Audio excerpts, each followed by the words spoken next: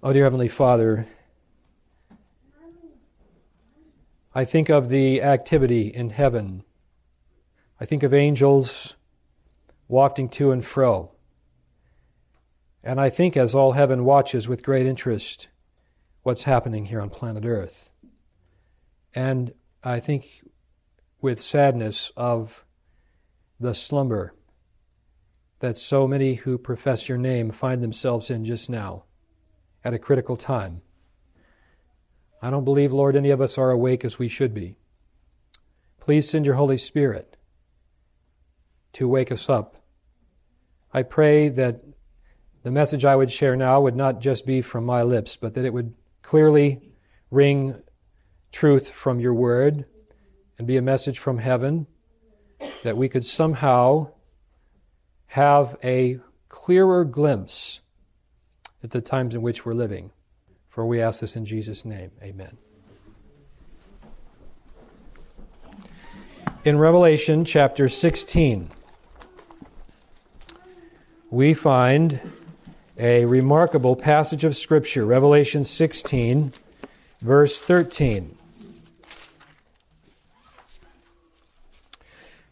It says, "And I saw 3 unclean spirits like frogs come out of the mouth of the dragon, and out of the mouth of the beast, and out of the mouth of the false prophet." These 3 powers, the dragon, the beast, and the false prophet, are depicted here as working in concert at the end. Now, the false prophet is representative of that second beast in Revelation 13. The beast referred to here would be the first beast in Revelation 13, and you know about the dragon in Revelation 12, which in its first application represents who? Satan, the devil, that old serpent. Now, in light of this, there is a remarkable statement in Testimonies, Volume 5, page 451. "When Protestantism shall stretch her hand across the gulf to grasp the hand of the Roman power, when she shall reach over the abyss to clasp hands with spiritualism, when under the influence of this threefold union," there's the clue, "our country shall repudiate every principle of its constitution as a Protestant and Republican government, and shall make provision for the propagation of papal falsehoods and delusions, then we may know that the time has come for the marvelous working of Satan, and that the end is near." Here we find 3 powers, and yes, they are the same as the beast, the false prophet, and the dragon. Now we see the names more clearly. The Roman power, obviously, is that first beast of Revelation 13. Protestantism, which Mrs. White uses that term, Protestantism, to apply to particularly the United States of America, as it has existed, as it came about as an asylum for those seeking freedom. Freedom of religion, civil liberty as well. And then, of course, she uses the term spiritualism. And we connect that with that third entity, which was which power there in Revelation 16, 13? The dragon. The dragon. So we have this threefold union: Protestantism, Catholicism, and spiritualism, working in concert at the end. And Mrs. White said that when we see the joining of hands between these 3 powers, and when under the influence of these 3 powers, we see the repudiation of every principle of the Constitution of the United States of America, then as we see the provision for the propagation of papal falsehoods and delusions, she wrote, "Then we may know that the time has come for the marvelous working of Satan, and that the end is near." I believe that this prediction is being fulfilled right before our very eyes right now, as never before. And so I want to look at each aspect of the picture. First of all, I'd like to look at Protestantism grasping the hand of the Roman power. We have seen this happening for decades for sure. But I want to bring your attention to something amazing that was recently sent to me via the internet, and it has to do with yet a new organization. This new organization is an alternative organization to the National Council of Churches.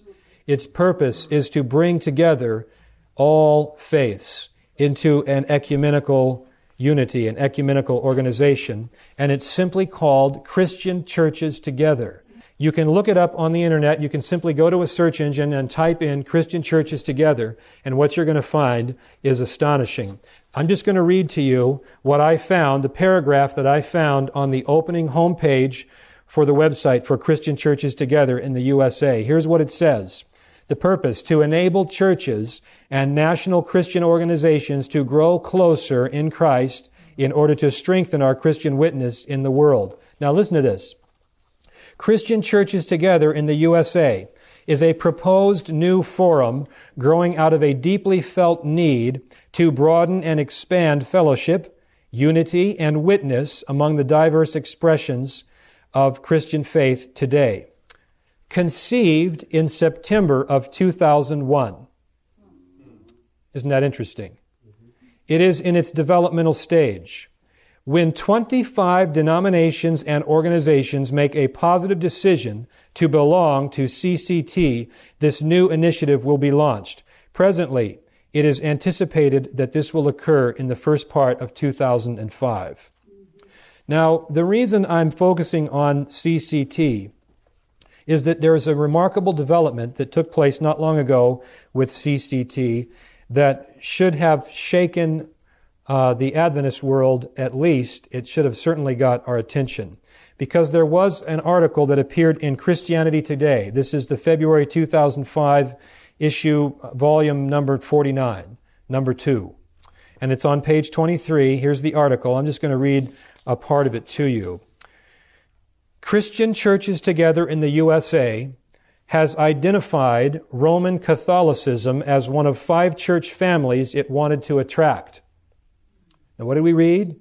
When Protestantism shall stretch her hand across the gulf to grasp the hand of the Roman power. Listen, it's identified the Roman Catholicism as one of the 5 families it wanted to reach, 5 church families it wanted to reach. Now, CCT has reached that goal before its official launch. U.S. Catholic bishops meeting in Washington in mid-November, that's the end of last year, voted 151 to 73 to join CCT. Now, the reason that this is remarkable is this is the first time in American history that Catholic bishops have decided to join an ecumenical organization. This is a first, friends, ever in our history. And they're joining an organization with Protestants and Christian Orthodox. Here's another paragraph from this article in Christianity Today. The new venture, which aims for a broader ecumenical participation than achieved by the National Council of Churches, plans to launch when 25 church bodies have signed on as founding participants. CCT leaders have scheduled a launch meeting for June, that's of this year, with an inauguration service in September at the National Cathedral. This is most remarkable in light of recent events in the Roman Catholic Church, particularly the election of the new Pope. And I don't think that anybody here probably hadn't heard of Cardinal Joseph Ratzinger before. The prefect of the Congregation for the Doctrine of the Faith, which is essentially the office of the Inquisition, which, as I understand, was vacant for many years until Cardinal Ratzinger was placed in that post again, which, again, another clue, another warning sign of the storm clouds that are gathering. But Cardinal Ratzinger it's interesting to me because if you heard any of the reports that coming out in the last week, and it seems that I guess now his official name is Benedict, Pope Benedict the 16th. And you might have heard that in one of his addresses, he has stated that one of his missions will be to unify all faiths. Now, when you couple this with the decision by United States bishops to join, for the first time in history, to join an ecumenical organization with Protestants, this means only one thing.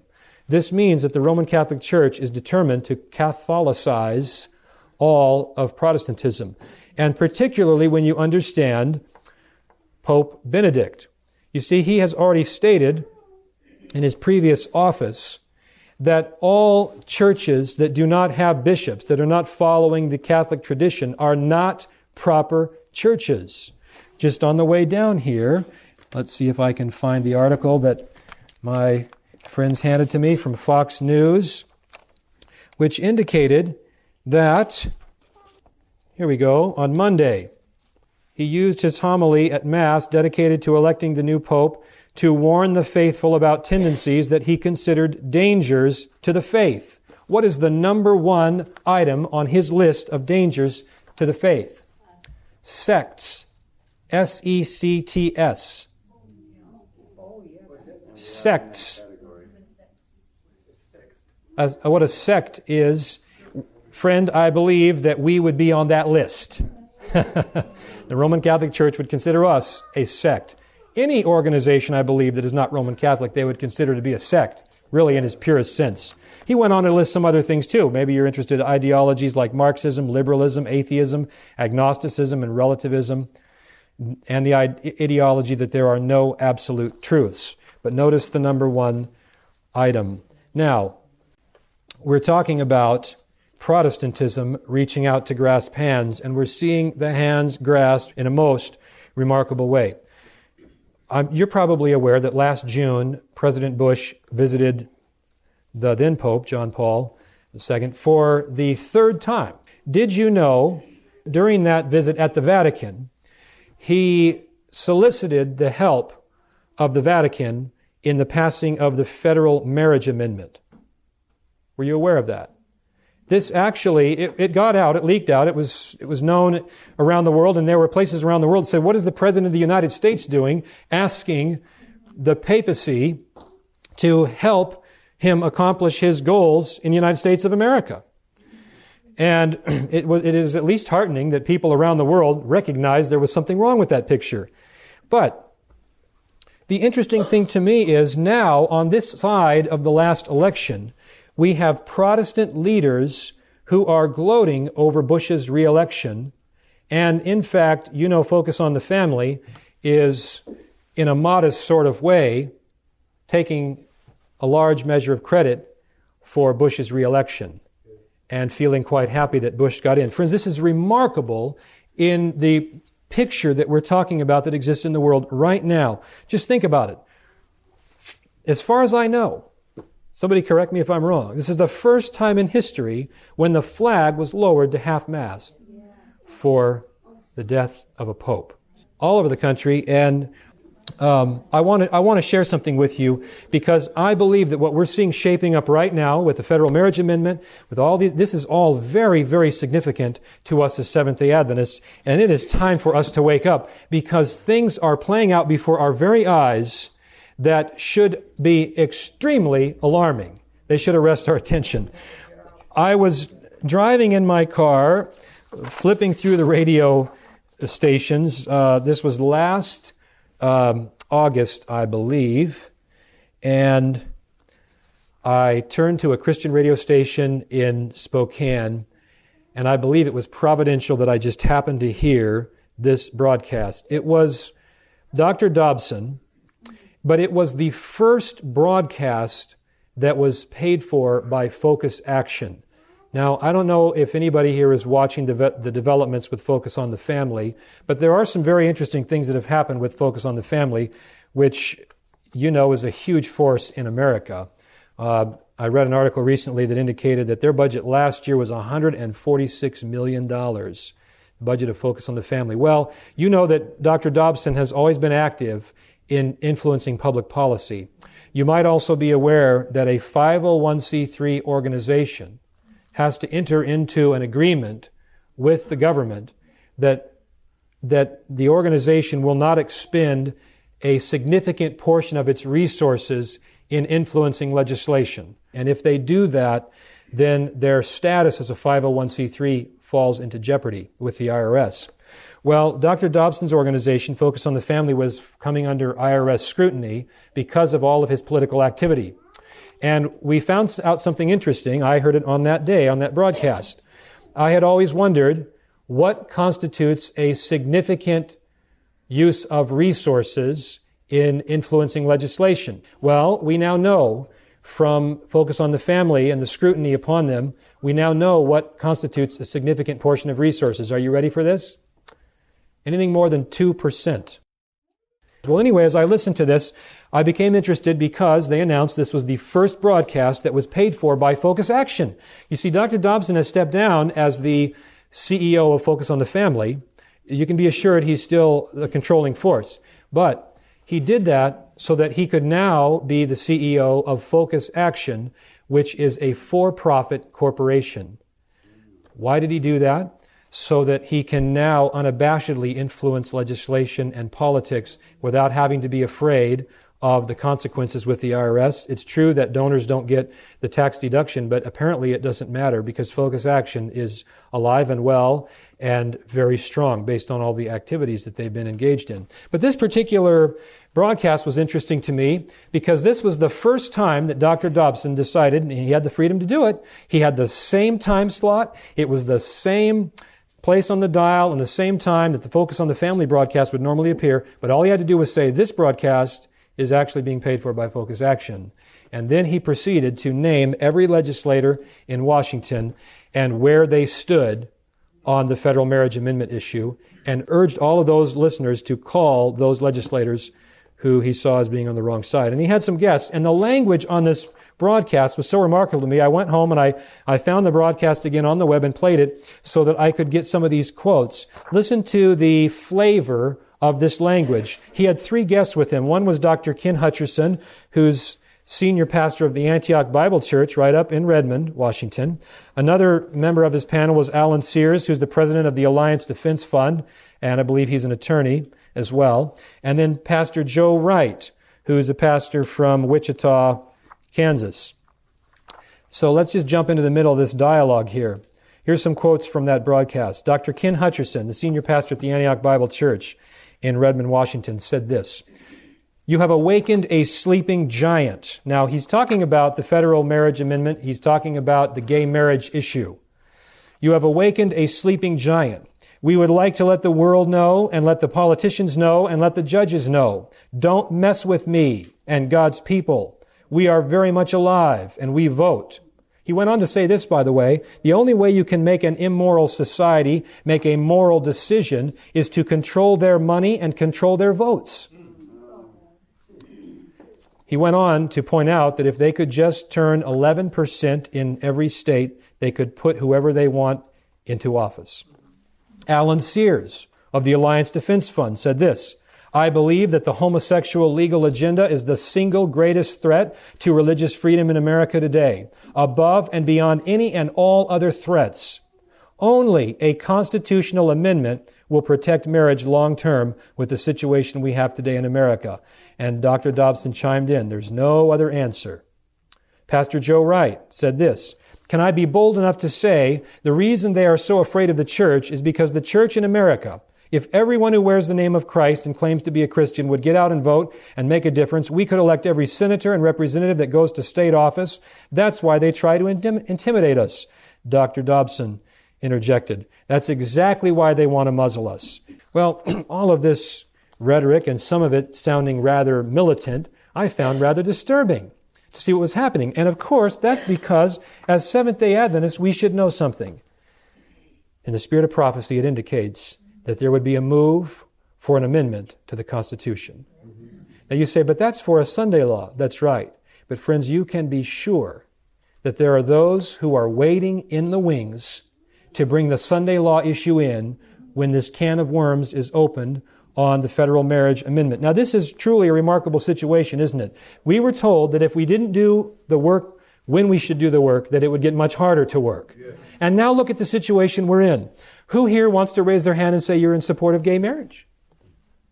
This is quite an issue for us to deal with. And Dobson and his organization are determined. He's written a book called Marriage Under Fire, Why We Must Win This Battle. By the way, I went to the Focus Action webpage. And what did I find there? The church and the marriage debate. And I don't believe you can pull this page up anymore. And so I'm glad I ran a copy of this. Because down under a little heading that says related articles, here's what it says. Liberal churches oppose FMA, Federal Marriage Amendment. I thought, well, that looks interesting. Here's the subtitle. Who are they and what are their reasons for rebelling? You see that? If you fight the Federal Marriage Amendment, you are a rebellious church. Now, that's just the first part of the picture that we read a moment ago. Let me read it again. When Protestantism shall stretch her hand across the gulf to grasp the hand of the Roman power. When she shall reach over the abyss. Now, I should have stopped there. That's what we've been talking about, is a coming together between Protestantism and Catholicism. How could the picture have been any clearer than the picture of the three presidents kneeling before the casket of the dead Pope? What an amazing scene we've seen. Now, what about the grasping of the hand of spiritualism? Well, I don't really need to belabor this point, do I? Spiritualism has been more and more rampant and blatant all around us. I just think of the almost universal acceptance of the immortality of the soul by Christian denominations in general. And isn't it remarkable that there is an insatiable appetite for spiritualism in America that you can see through the media? I haven't seen these programs, but I'm told that there are numerous television programs now all dealing with the occult and spiritualism, and those who are in the spirit world, those who have died but not really died, and who can interact with human beings now in strange and all sorts of ways. And how about the amazing veneration of Mary? Here we have the Protestant America running after the beast, clasping hands with the beast, that have made a co-redemptress out of Mary, who died. Communications going on supposedly with the Virgin Mary. The previous Pope, who had embroidered in his robe, Mary, I'm all yours. Amazing. Not to mention the other strange appearances of the ugly head of spiritualism, such as the fact that both of the previous presidential candidates in that race, the Democrat and Republican candidates, both had been members of Skull and Bones. Once again, the appearance of spiritualism. Well, I want to move on to this statement. When under the influence of this threefold union, what's the threefold union? Protestantism, the Roman power, and spiritualism. When under the influence of this threefold union, our country shall repudiate every principle of its Constitution. I want to stop right there. To repudiate every principle of the Constitution. And friends, that is happening right now in a most remarkable way. And here's where we come to this verse, Revelation chapter 13, that our sister read a few moments ago. Revelation 13:11. I beheld another beast coming up out of the earth, and he had two horns like a lamb, and he spake as a dragon. We want to take a look at this, speaking as a dragon, the voice of the dragon. And I'm so thankful for the spirit of prophecy that just cuts right to the chase and should settle any questions that we have about these prophetic symbols. I'm just going to read to you a little bit from Great Controversy. This is page 442. The lamb-like horns and dragon voice of the symbol point to a striking contradiction between the professions and the practice of the nation thus represented. And you know we're talking about the United States of America here. Now listen to this. The speaking of the nation. Now remember, we just read in Revelation 13:11 that he spake as a... All right. The speaking of the nation is the action of its legislative and judicial authorities. Legislative and judicial authorities. This is where we should look if we're watching to see the beast with horns like a lamb speak as a dragon. And truly, friends, we are hearing the voice of the dragon come out of the legislative and judicial authorities of this nation. Now, in particular, we read in that statement in Testimonies Volume 5, 451, that this would involve a repudiation of every principle of its constitution. By the way, this is why this beast, the beast with horns like a lamb that speaks like a dragon, is called the false prophet. It's a false prophet because there is a contradiction between its profession and its actions. There's a contradiction between those lamb-like horns, but the dragon voice. It is a lie. In fact, let me read on here. It says, the prediction that it will speak as a dragon and exercise all the power of the first beast plainly foretells a development of the spirit of intolerance and persecution that was manifested by the nations represented by the dragon and the leopard-like beast. And the statement that the beast with two horns causeth the earth and them which dwell therein to worship the first beast indicates that the authority of this nation is to be exercised in enforcing some observance, which will be an act of homage to the papacy. And we know that's talking about the Sunday legislation. But notice this, such action would be directly contrary to the principles of this government, to the genius of its free institutions, to the direct and solemn avowals of the Declaration of Independence, and to the Constitution. This is the false prophet, the voice of the dragon, Satan, the father of lies. We're talking about a lie, the contradiction between its profession and its speaking, which is the legislative activity. Now let's take a look at this, and particularly as it relates to our Constitution. I became disturbed as I started to study this matter out that I wasn't very familiar with the American Constitution. That's pretty pathetic, but I don't know if anybody else can relate to that. You know, it seems that people who come here from other countries know our Constitution a lot better than we do.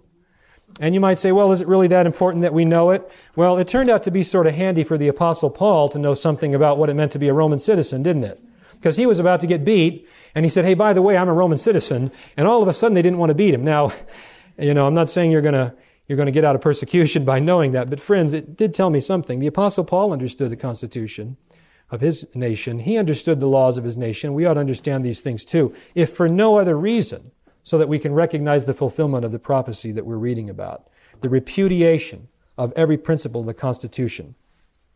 I want to take a look at several of the amendments in the Bill of Rights. You know, the Bill of Rights is generally considered the first 10 amendments. And I want to look at 4 of them.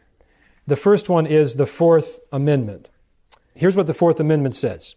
The right of the people to be secure in their persons, houses, papers, and effects against unreasonable searches and seizures shall not be violated, and no warrants shall issue but upon probable cause, supported by oath or affirmation, and particularly describing the place to be searched and the persons or things to be seized.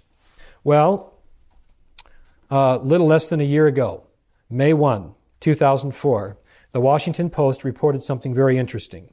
For the first time, the number of secret surveillance warrants issued in federal terrorism and espionage cases last year exceed the total number of wiretaps approved in criminal cases nationwide. Now, what's the significance of that? There's evidence that the Justice Department and the FBI have shifted their focus from traditional criminals to suspected terrorists and their associates. And this is a historical milestone, really, because the majority of those warrants were issued under standards considerably lower than the probable cause requirement of the Fourth Amendment. In other words, there was not probable cause. The Fourth Amendment has been violated seriously now for quite some time. And you know, we're talking about the results of the USA Patriot Act and what has happened in the demise. But I want to show you some things that come from a couple other documents that I found quite disturbing. This is from the Attorney General's Guidelines on General Crimes, Racketeering Enterprise, and Terrorism Enterprise Investigations. This is a document that came from the Attorney General's office giving guidelines on how it should be decided when a terrorism investigation should be launched. And I'm quite interested in that because, as I'm sure you know, the definition for terrorism has been greatly broadened because of the USA Patriot Act. And friends, I believe that any of us could fall under the specter of questioning regarding that activity based on this broadened definition that the Patriot Act has brought into being. But let me read to you some things from this Attorney General's guidelines. The nature of the conduct engaged in by a terrorist, a potential terrorist, enterprise, will justify an inference that the standard is satisfied. In other words, a standard of passing a threshold where an investigation should be launched. Even if there are no known statements by participants that advocate or indicate planning for violence or other prohibited acts. In other words, there doesn't need to be evidence. And furthermore, this is disturbing. Let me read this to you. A group's activities and the statements of its members may properly be considered in conjunction with each other. You understand what that means? That a brother back there could say something, and a sister over here could say something, and I could say something, and in fact, wouldn't even have to be people that were in the same place.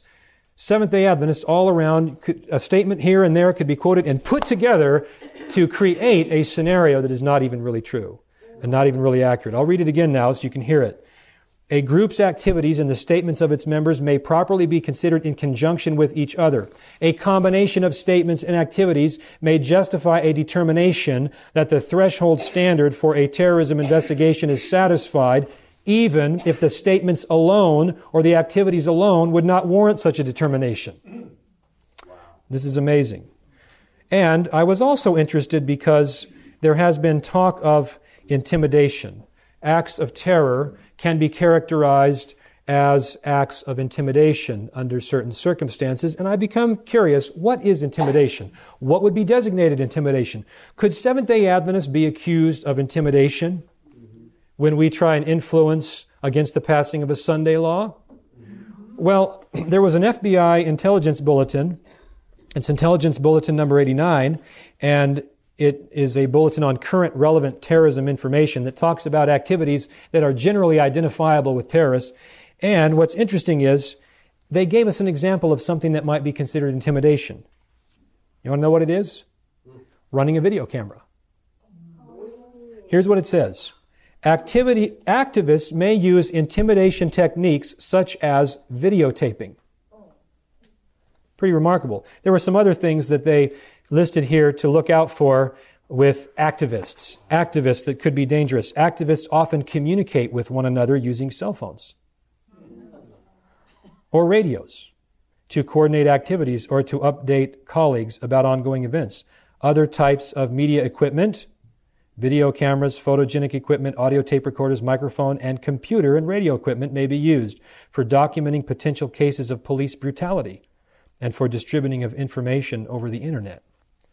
Well, we're living in a time of scrutiny, aren't we?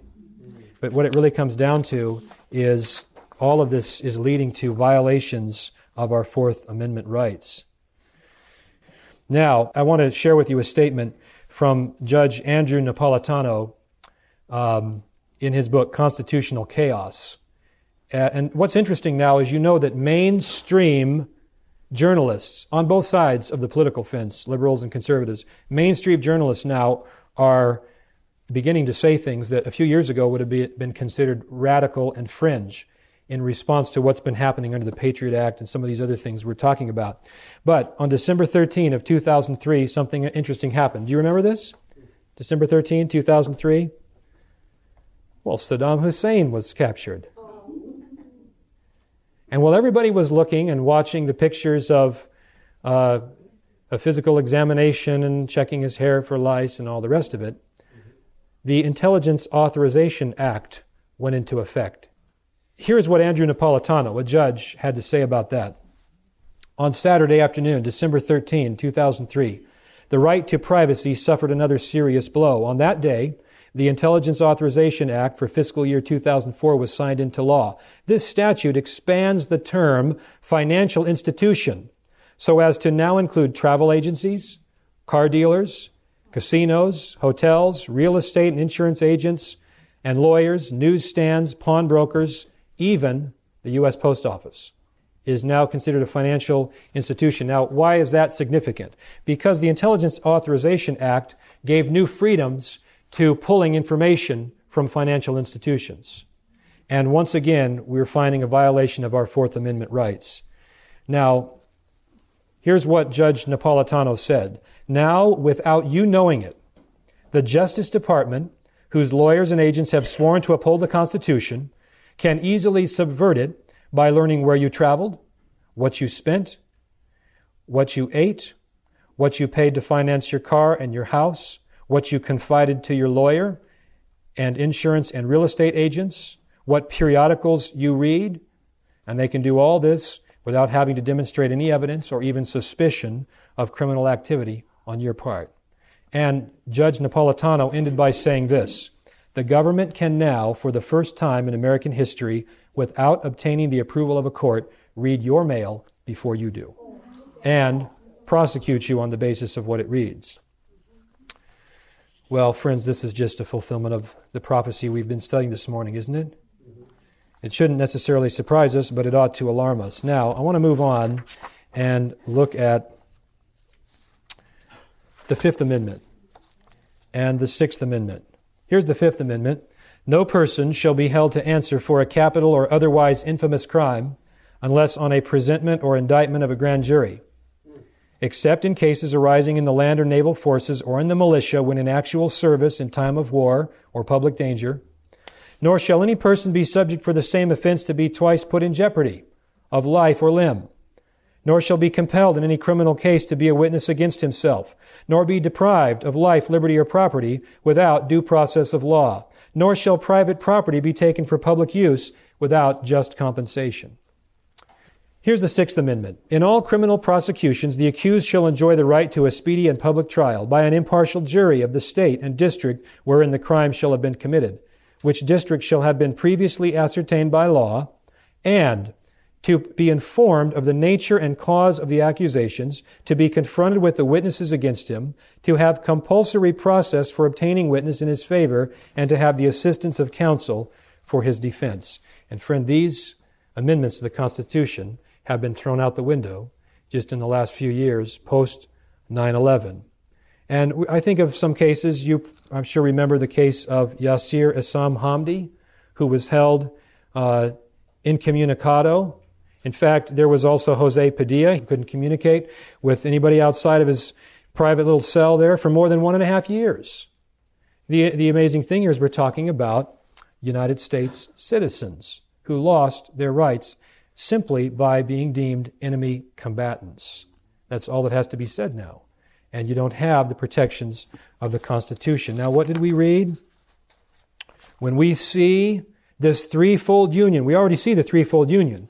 When we see it exerting its influence to repudiate every principle of the Constitution as a Protestant and Republican government, what do we know? Then may we know that the time has come for the marvelous working of Satan and that the end is near. Friends, we're there. We are there. But I'm going to rush ahead to the First Amendment. Because I was even thinking, well, we still have First Amendment protection. And it is true that here we are worshiping freely today. The situation could be a lot different. But there was a survey taken that is startling. It was done by the First Amendment Center. It's actually an organization dedicated to informing Americans about the First Amendment. And what they found in polling Americans is pretty startling.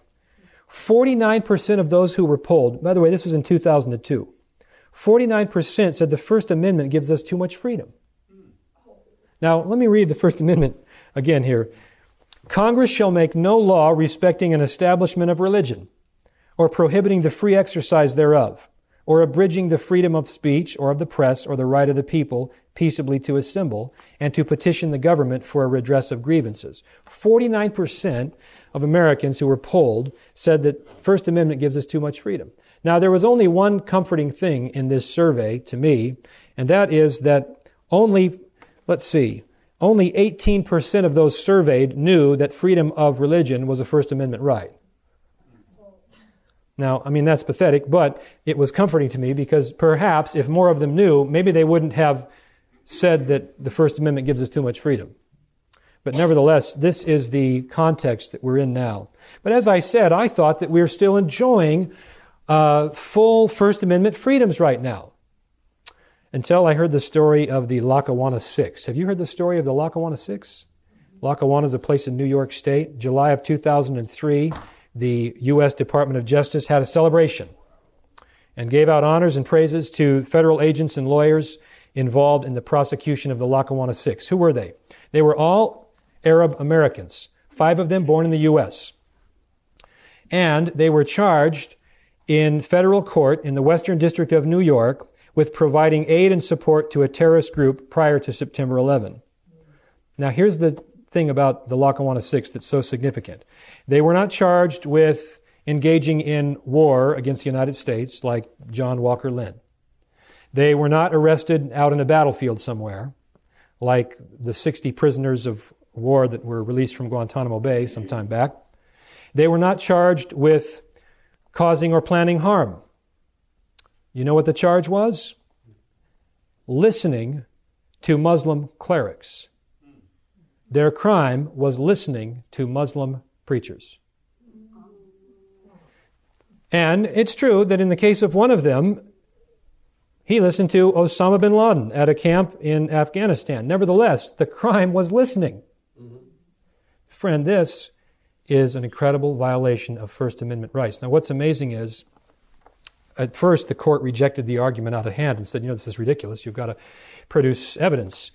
But the federal agents, government lawyers, met with the 6 young men and implicitly threatened them during plea negotiations that if they did not plead guilty, if they did not speak up as the government wanted them to, if they did not cooperate in their own prosecution, if they insisted on due process rights, that the government would declare them to be enemy combatants. Now you say, how can such a thing happen? It did happen, and it's well documented. Now, here is what Judge Napolitano said about this. There is no reported case in American history in which a court allowed a defendant to be told that his insistence on due process would result not on prosecution and conviction, but in punishment without trial.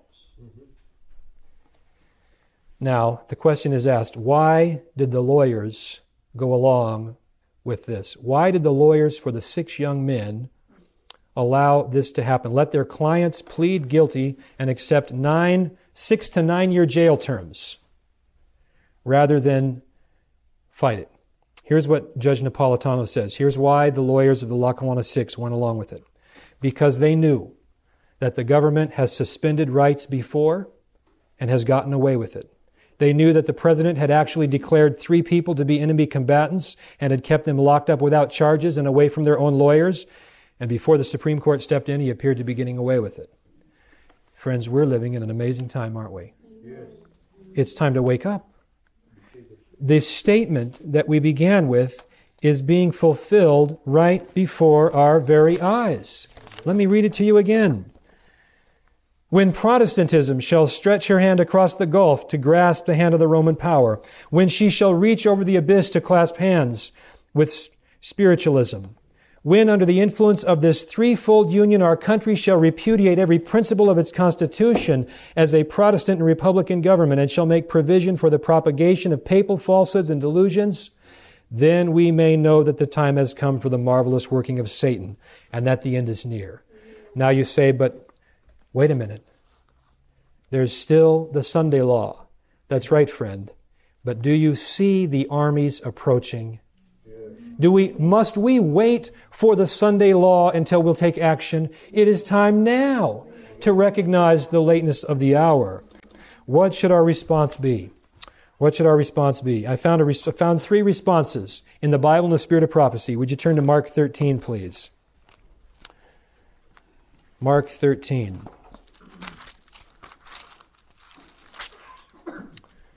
Starting at verse 34.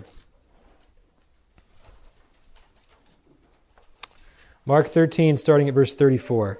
For the Son of Man is as a man taking a far journey, who left his house and gave authority to his servants and to every man his work, and commanded the porter to watch. Watch ye therefore, for ye know not when the master of the house cometh, at even or at midnight, or at the cock crowing, or in the morning, lest, coming suddenly, he find you sleeping. And what I say unto you, I say unto all, watch. Friend, this is the call to prepare. We must prepare for the events that are closing in on us. Let me read to you from, this is Acts of the Apostles, starting on page 431. God desires His people to prepare for the soon coming crisis. Prepared or unprepared, they must all meet it. And those only who have brought their lives into conformity to the divine standard will stand firm at that time of test and trial. When secular rulers unite with ministers of religion to dictate in matters of conscience, then it will be seen who really fear and serve God. When the darkness is deepest, the light of a godlike character will shine the brightest. When every other trust fails, then it will be seen who have an abiding trust in Jehovah. And while the enemies of truth are on every side watching the Lord's servants for evil, God will watch over them for good. He will be to them as the shadow of a great rock in a weary land. Another statement, Testimonies, Volume 5, page 716. Listen to this. My brethren, do you realize that your own salvation as well as the destiny of other souls depends upon the preparation you now make for the trial before us? Have you thought about that, friend? It's not only your own salvation, but the destiny of other souls. It depends on the preparation that you and I make now. Have you that intensity of zeal, that piety and devotion, which will enable you to stand when opposition shall be brought against you? If God has ever spoken by me, the time will come when you will be brought before councils, and every position of truth which you hold will be severely criticized. The time that so many are now allowing to go to waste should be devoted to the charge that God has given us of preparing for the approaching crisis. Response number 2. Mark chapter 13, verse 33, just before where we began reading a moment ago. Mark 13, verse 33. Take ye heed, watch, and pray, for ye know not when the time is. This is a time that calls for earnest prayer. Here's what Mrs. White said, again on page 714 of Testimonies, Volume 5. We are not doing the will of God if we sit in quietude, doing nothing to preserve liberty of conscience. Fervent, effectual prayer should be ascending to heaven that this calamity may be deferred until we can accomplish the work which has so long been neglected. Are our prayers going to make a difference now? Listen to this. This is 713, Testimonies, Volume 5. If the presence of 10 righteous persons would have saved the wicked cities of the plain, is it not possible that God will yet, in answer to the prayers of His people, hold in check the workings of those who are making void His law? Shall we not humble our hearts greatly before God, flee to the mercy seat, and plead with Him to reveal His mighty power? Earnest prayer. And now response number 3. If you'll turn to John chapter 9. John chapter 9, verse 4. The words of Jesus, an important principle for us to follow. I must work the works of Him that sent me while it is day.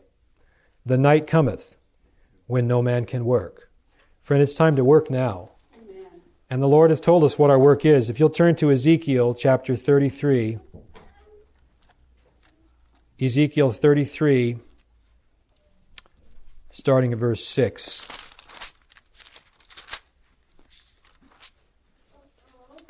But if the watchmen see the sword come and blow not the trumpet, and the people be not warned, if the sword come and take any person from among them, he is taken away in his iniquity, but his blood will I require at the watchman's hand.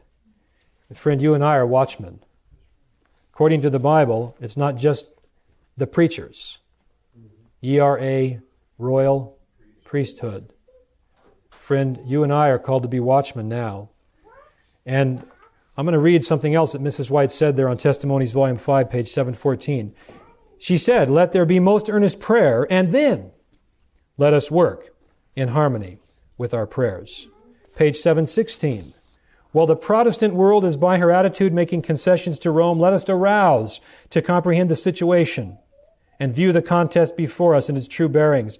Let the watchmen now lift up their voice and give the message which is present truth for this time. Let us show the people where we are in prophetic history and seek to arouse the spirit of true Protestantism, awaking the world to a sense of the value of the privileges of religious liberty so long enjoyed.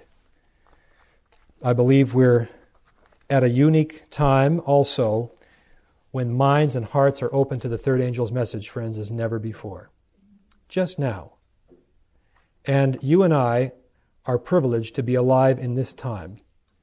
Jesus gave everything so that you might not only have salvation, but share that good news with those around you. What an incredible opportunity this is for us. You know, the apostles would have given almost anything to trade places with you and I, to see these events unfold. Are we going to slight the mercy of Christ? Are we going to do injustice to His blood shed on the cross for you and for me by not sounding the alarm, by not sharing it everywhere we can? What will it be if one day there is someone who comes to us and says, you knew and you didn't tell me? Friend, I don't want to hear those words. How about you? It's only the Spirit of God that can give us the boldness that we need. Isn't that right? It's not comfortable to share what needs to be shared. Make no mistake about it. There are hearts that are soft now. There are people who have looked at all these developments. I've read to you some quotations today and references that are found in books by those who don't give a Christian profession necessarily. Some don't. And yet they recognize what's happening. They recognize the wrong. They see the demise of the Constitution. And they're ready to hear the message that we have to bring at this time. Let's pray. What do you say? And ask God to give us His grace and His strength to rise to the task at this time.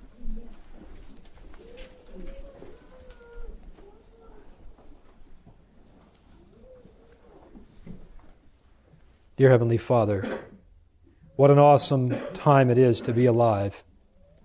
Thank you for dying on the cross for each one of us. We wouldn't deserve a breath we breathe if it weren't for that. And yet you long for that good news to be shared with the whole world, and there are so many who don't understand it. And you've put us in their way to share the message. Lord, I pray that you'd forgive us for keeping silent when we should speak. I ask that you'd forgive us for not being prepared for the events that we now find ourselves in the midst of. I ask that you'd forgive us for not being more fervent and earnest in prayer, pleading that in mercy these events might be held back, that yet a little bit longer there would be an open door for someone else to accept Jesus. Lord, I pray that you'd forgive us for our lack of fervor and zeal in getting this final message out to a world that's starving to hear it. And Lord, we turn to you to help us to do that. It's only in your strength. The task is impossible from a human perspective. But with God, all things are possible. In Jesus' name, amen.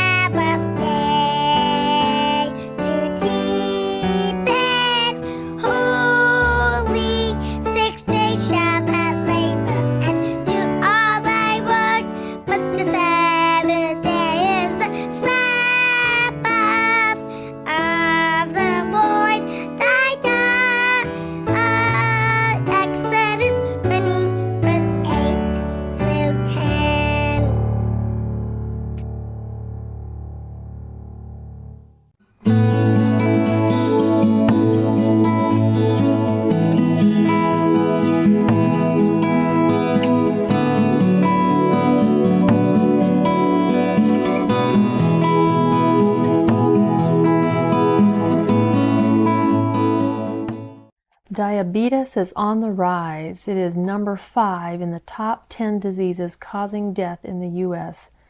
Around 16 million Americans are diabetic. In Dr. Neil Nedley's book, Proof Positive, he talks about diabetes. And he says the main fuel for our bodies is a simple sugar called glucose. With diabetes, there is a potential problem, however, with this fuel source. It can only get into each cell of the body if insulin is present. Some have compared insulin to a key that opens the doors in body cells so that the vital fuel glucose can get into the cell. However, if there's an insufficient amount of insulin, as in type 1 diabetes, or if the locks on the doors are gummed up so that the insulin key has difficulty opening them, as can occur with the insulin resistance of type 2 diabetes, then blood sugar levels can rise. When blood sugar levels rise sufficiently, the ability of the kidney to contain the sugar is overwhelmed, and the sugar comes out in the urine. The sugar takes water with it, thus leading to the excessive urination so familiar in uncontrolled diabetes. The loss of water results in another diabetic symptom, increased thirst. At the same time, sugar is not moving into the body's cells adequately. In a sense, the body's cells are starving for energy, and this can cause fatigue, weight loss, and excessive hunger. Diabetes then results when the body does not produce enough insulin to maintain normal blood sugar levels, or when these cells don't respond appropriately to the insulin. And so then you end up with too much sugar in the blood, you get too much sugar in the urine, and not enough sugar in the cell, and the cell is actually starving for sugar. Now, normal blood glucose levels after an overnight fast are around 70 to 110 milligrams per 100 liters of plasma. According to the Merck's manual, diabetes is diagnosed after an overnight fast of a level over 140. But Dr. Neil Nedley and Drs. Calvin and Agatha Thrash say that diabetes can be over 120 to 125 or even lower than this. Drs. Thrash, in their book, talk about this discrepancy as far as when diabetes is diagnosed. They say since 1980, specialists in diabetes in the United States have made far-reaching changes in the interpretation of diagnostic criteria for diabetes. The changes have involved rather drastic revisions in the blood sugar level at which physicians diagnose diabetes. We believe these changes in criteria have caused a delay in treatment for those who need early lifestyle changes to avoid developing a serious case of diabetes. The term carbohydrate intolerance has been coined, and the blood sugar level at which diabetes is diagnosed has been raised, leaving true diabetics who have lower blood sugar levels undiagnosed. We feel this trend was dictated by the fact that virtually the entire nation has undergone an increase in blood sugar levels, perhaps due to overeating and deteriorating lifestyles. We find this diagnostic trend regrettable. One authority, when the new criteria were announced, made the ironic remark, "Now our patients will be dying of carbohydrate intolerance instead of diabetes." So we see that one can be diabetic with a sugar level as low as 120 to 125 milligrams per 100 liters of plasma. Now, there are different types of diabetes. There's insulin-dependent diabetes, or type 1. And this is where the body has stopped producing insulin. There's non-insulin dependent diabetes, or type 2, and this is where there's an insulin resistance problem. There's diabetes associated with certain conditions or symptoms like hormonal abnormalities. And there's gestational diabetes. 2 to 5% of pregnant women have gestational diabetes. There's also impaired glucose tolerance, which according to the Merck's manual is after an overnight fasting is between 115 and 139. Of course, some would probably diagnose that as diabetic. There are at least 6 ways that our bodies control the blood sugar levels. Since blood sugar is so vital and helps us in so many areas, including control of temperament, maintaining cheerfulness and mental concentration, developing ambition, and 100 other mental, physical, and emotional functions, God gave us not just 1, but 6 major control devices for blood sugar. The first one is the gastrointestinal tract, and it has precise control of stomach emptying and the exact concentration of nutrients to prevent overloading the blood with too much sugar too soon after eating. Then there's the control of the rate of utilization of sugar at the tissue level by the metabolic rate and exercise and climate and proper amount of insulin receptors and many other cellular mechanisms. Then, of course, there's the pancreas and its function in producing insulin, which helps to control the blood sugar. There's the permeability of the intestinal tract, and this allows nutrients to pass through it and to enter into the cells of the body. And there are activities which are controlled carefully.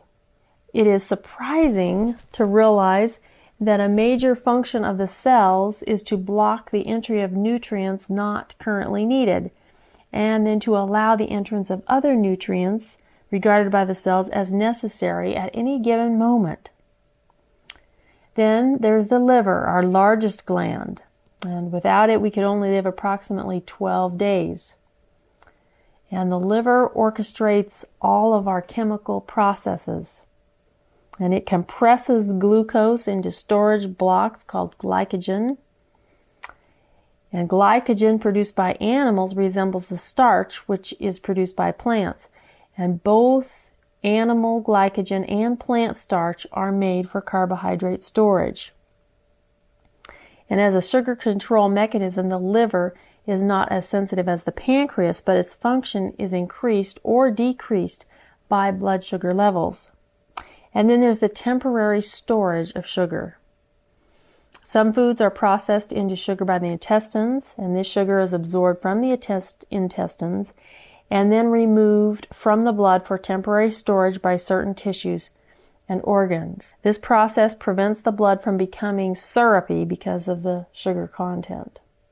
So we see there's several ways that our blood sugar is controlled.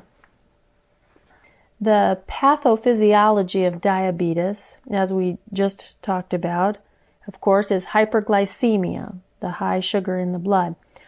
It's also large vessel disease and microvascular disease and neuropathy. So we have the damage of vessels and nerves happening with this disease. Now there's long-term complications of diabetes affecting the blood vessels and the eyes and the kidneys and the nerves and the autonomic nervous system and the skin and blood and connective tissue.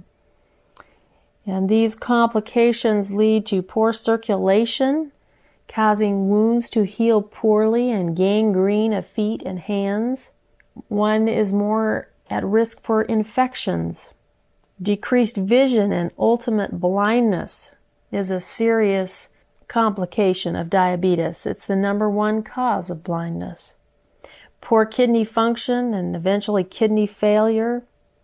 Sudden or gradual weakness of the legs, reduced sensation, tingling, and pain in the hands and feet. Chronic damage to the nerves. Swings in blood pressure, swallowing difficulties, and altered gastrointestinal function. Sores, deep infections, poor healing,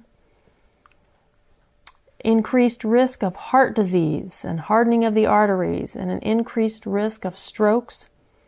Also, breast and uterine cancer are at an increased risk. So these are serious and long-term effects of diabetes.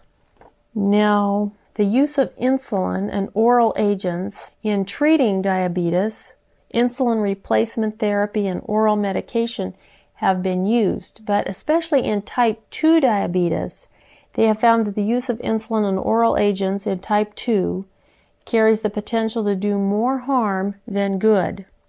But actually, there's good news about diabetes. Even though there's 16 million diabetics in America, the solution is quite exciting. Most of these are type 2, and so that's what we will be talking about mainly as type 2 diabetes. And contrary to popular belief, adult onset diabetes is not an insulin problem. Even though many physicians prescribe insulin, instead it's an insulin resistance problem. It is particularly dangerous because a prolonged high blood sugar can cause blindness and kidney failure and a host of other complications that we've just been talking about. But the good news is that type 2 diabetes is reversible. And actually, it's reversible in a short time with proper changes. So let's talk about the cause of diabetes, because if we understand the cause, we can understand how diabetes can be reversed.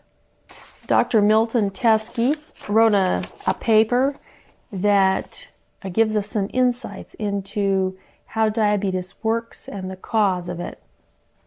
He says that type 2 diabetes is a lifestyle disease. Now we know that some of us have inherited genetic predispositions to develop diabetes, but as you've probably heard before, genetics is like a loaded gun, and it doesn't hurt anyone unless you pull the trigger. And it's our lifestyle together with our high-fat junk food diet that pulls this trigger, bringing on diabetes. Now, understanding how lifestyle causes diabetes will help us explain how it's reversed. Sugar, as we've been talking about, is the fuel that we run on. It provides the energy that our cells need. And we all use carbohydrates and energy to live. The food that we eat is converted into glucose or blood sugar, and it circulates in our bloodstream. This sugar is taken into the cells and burned to supply the energy to move a muscle or to think a thought. But to get into a cell, sugar has to pass through a special door in the cell wall. A hungry cell will have many of these sugar doors all over its surface. But sugar by itself doesn't have a way to get in through these doors into the cell. And so that's where insulin comes in. That's insulin's job to get the sugar into the cell. So you can imagine, let's imagine insulin as a little guy, and he has a couple of hands, and with one hand he grabs the doorknob and opens one of these sugar doors, and with the other he shoves a sugar through the door into the cell. And this is what insulin does. It opens the sugar doors. Now, where does insulin come from? We talked earlier that it comes from the pancreas, specifically the beta cells in the pancreas. Now, these beta cells, they taste your blood to see how sweet it is. And when they taste your level rising after a meal, then they release more insulin into your blood. This insulin then can open the doors and put the sugar into the cells. And thus the amount of sugar in the blood is brought down to normal. Now this is how your body normally controls the sugar level. So what happens then in diabetes? Well, imagine that you're sitting on the couch after eating a big meal, and your sugar is rising in your blood, and the insulin is rising as well. And the insulin goes down to the leg muscles, and it tries to get some sugar into the cells in the leg muscle. And the leg muscle cells say, we have plenty of sugar. We had a big meal at lunch and we don't need any more. Go try somewhere else. And so insulin rushes around and tries to find out where there are some hungry cells. Eventually, all the muscle cells are stuffed and they don't want any more sugar. But how does a cell tell the body that it doesn't want any more sugar? Well, it removes the doors from its surface on the cell. So now we have a problem. Where will the insulin take all of its extra sugar. Some cells can store extra sugar in the form of glycogen or fat, but day after day of no exercise, while continuing to eat a high-calorie diet, eventually overloads these cells also. So not only do you get fat, but even the fat cells are feeling stretched to their limit and they don't want any more calories. And now the problem gets worse. How does a fat cell tell you it's full and doesn't want any more? Well, it removes the doors from its surface too. And then where does the insulin take all that sugar that you are eating? Well, it just backs up in your blood and your sugar level gets higher and higher. And eventually you go to your doctor and he does some tests and he tells you you are diabetic. Now your doctor probably will give you some medication, and this medication helps your beta cells in your pancreas make more insulin. So the beta cells, whipped on by the medication, start to put out more insulin. And all this extra insulin rushes around your body looking for a few more doors where it can force more sugar through. But after a time, more doors are removed and your sugar levels continue to rise in spite of increasing doses of medication. And finally, one day, your doctor says, well, I guess you become resistant to your medication, so we are going to start you on insulin. In other words, we can't whip enough insulin out of your exhausted pancreas, so we're just going to start injecting more insulin into you. Well, the problem continues. You still have less doors and there's still lots of insulin. And so with your diabetes still out of control, you rush down the road toward blindness, amputations, and death. Now, if we think about how this disease has progressed to this point, we'll see that the real problem here is not a lack of insulin. It's a lack of doors to get the sugar into the cell. There's not enough doors. An example, say, of a muscle cell, a normal muscle cell, would have maybe 17 doors. And a diabetic muscle cell would only have about 3 doors to let the sugar in. And there's not any pill or any injection that will make your cell make more doors. So, how do we get more doors on your cells? Genes or DNA, genes are made up of the DNA. These are the things that control what happens in that cell. And they control the door production on these cells. Now we know that all disease is caused by DNA or gene abnormalities. Chromosomes, are made up of genes, and genes are made up of the DNA. And all people have some DNA or gene abnormalities. All genes have on and off switches that control their function. And gene damage can be corrected. That is the good news. So what controls what the genes and the DNA will do? We talked about hereditary. And we don't have control over our hereditary, but we do have control over our lifestyle. And when a normal cell environment is impaired by an unhealthy lifestyle, then the cell behavior abnormalities develop as a result of gene reprogramming. Now, for cells to work normally, these proper gene switches must be on and respond to demand. Now, if the cell doesn't need energy because the body isn't moving, or if the cell can't get enough oxygen to burn the sugar because fat is clogging things up, then there's no need for the cell to make doors to let the sugar in or turn the gene switches on. Now, if energy is needed regularly by the cell because the body is moving, and the diet is low fat so oxygen can get to the cell, then the door production genes are active and they make more doors. This is part 1 of this study on diabetes. The second part will deal more specifically with the changes that we can make in our lifestyle that will reverse diabetes.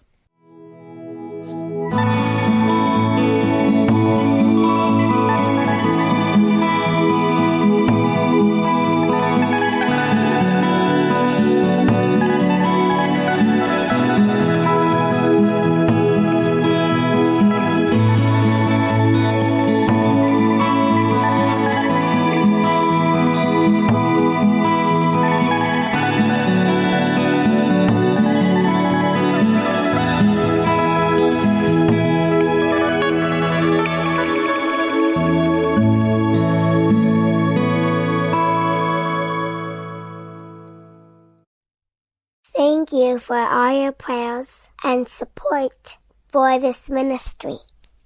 For more information, visit us on the web at www.backtoenoch.org or write to us at Back to Enoch Ministries, Post Office Box 281, Malo, Washington 99150. Goodbye and God bless you.